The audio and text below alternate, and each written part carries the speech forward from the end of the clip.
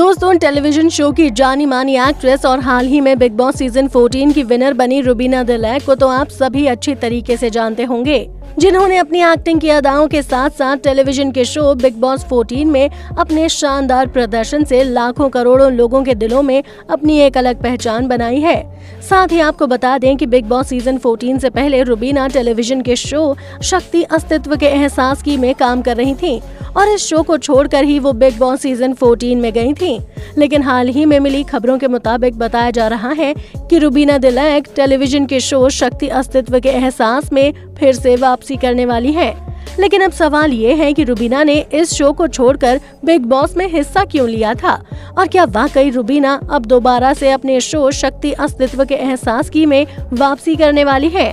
तो दोस्तों, आज की हमारी इस वीडियो में हम आपको इसी बारे में बताएंगे। तो देर किस बात की, शुरू करते हैं हमारी आज की वीडियो को। दोस्तों, हाल ही में मिली खबरों के मुताबिक बताया जा रहा है कि बिग बॉस सीजन 14 की विनर रुबीना दिलैक ने हाल ही में अपने शो शक्ति अस्तित्व के एहसास की में फिर से एंट्री ली है। उनका कहना है कि उन्हें असली पहचान टेलीविजन से ही मिली और वो इस प्लेटफॉर्म की हमेशा शुक्रगुजार रहेंगी। और हाल ही में अपने एक इंटरव्यू के दौरान रुबीना ने इस शो से जुड़ी कुछ खास बातों का खुलासा भी किया।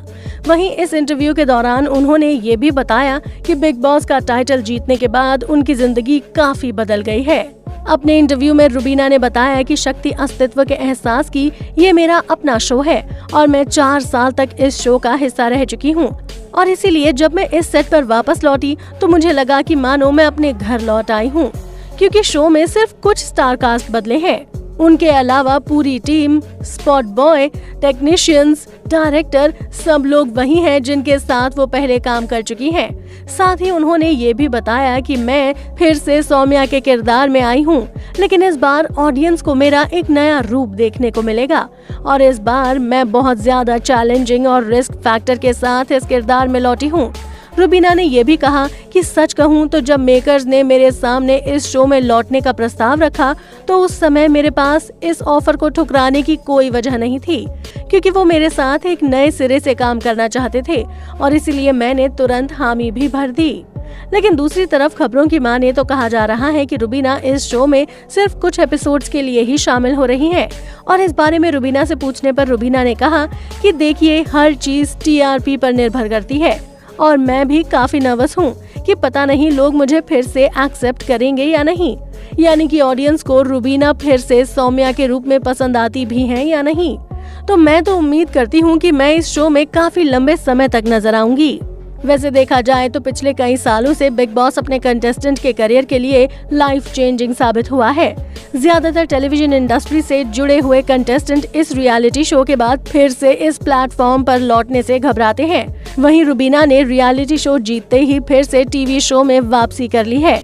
इस बारे में रुबीना कहती है कि मुझे टेलीविजन पर लौटने में बिल्कुल हिचकिचाहट नहीं थी। न जाने लोग टेलीविजन को छोटा माध्यम क्यों समझते हैं।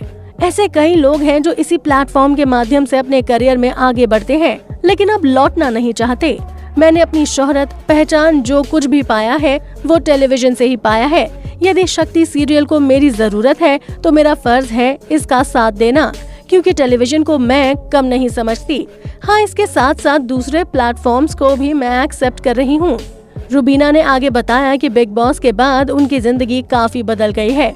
वो कहती हैं, जहां पहले मुझे 200 लोग जानते थे, वहीं बिग बॉस जीतने के बाद 2 मिलियन लोग जानने लगे हैं।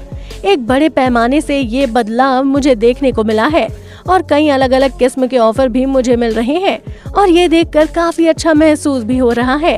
हालांकि मेरे लिए मेरी हेल्थ बहुत मायने रखती है और उसे ध्यान में रखकर ही मैं किसी भी ऑफर के लिए हामी भरूंगी।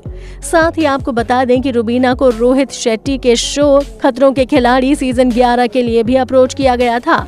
हालांकि इस टीवी शो के ऑफर को उन्होंने ठुकरा दिया था।